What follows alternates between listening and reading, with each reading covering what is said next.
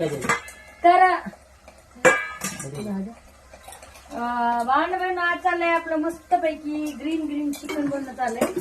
तर मसाला इकडे आपला पातळ बघू शकताय. मसाला बघू शकताय. याच्यामध्ये घेतलाय आपण खोबरं, अद्रक, लसूण, हिरवी मिरची, कोथिंबीर एवढं आपण घेतलेलं आहे. आणि आता मस्त पैकी नाही चिकन शिजून घेतलंय. मस्त पैकी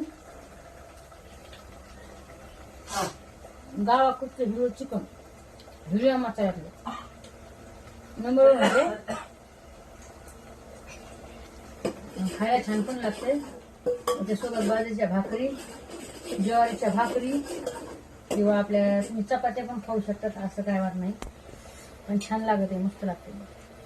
मग बरेच दिवस झाले चिकन ग्रीन चिकन केलंच नव्हतं म्हणून आज केलं.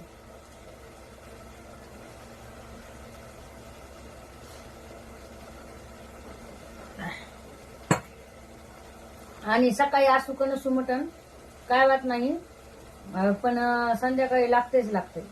खरी गोष्ट सांगायची नाही, नसलं ना तर पोटच भरत नाही. मिळालं तर लय हालत. तसं मला खिमा करायचा होता आज मटणाचा. मटण खिमा करायचा होता बरं का, पण नाही केला कारण की जाऊ द्या चिकनच आणते.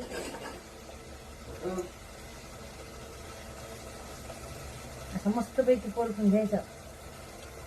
आणि ग्रीन आपलं हिरव्या मसाल्यामध्ये आहे का मटण खिमा एक नंबर होती बाबा, एकच नंबर. त्यात टमाटे, कांदा, टमाटे जास्त टाकायचे. अर्धा किलो मटणामध्ये मटण खिम्यामध्ये पावशेर टमाटे टाकायचे, मस्त होती. जर तुम्हाला आम्ल पित्त नसन किंवा पित्त नसन तुम्हाला तर तुम्ही गावरान टाकू शकता. पण जर तुम्हाला पित्त असेल तर अजिबात आंबट खाऊ नका आणि टाकू नका. मला तर लय जीव होती हो, पण मला पित्त आहे बघा. मला जमतच नाही आंबट.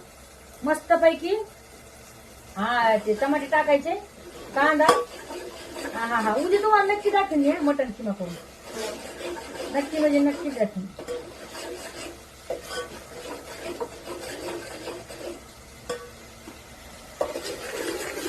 असं तेल सुटूस तर याला भाजून घ्यायचं, मग तेल टाकायचं. एक मिनिट.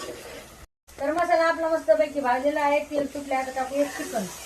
आणि तुम्हाला जेवढं रस्सा करायचं ना तेवढं गरम पाणी करून टाका. छान. मी तर गाडीच टाकते, पण तुम्ही टाकी जा आणि चव तशीच राहते. मग त्याच्यावर मस्त चव लागेल. त्याच्यामुळे दुसरं काही नाही.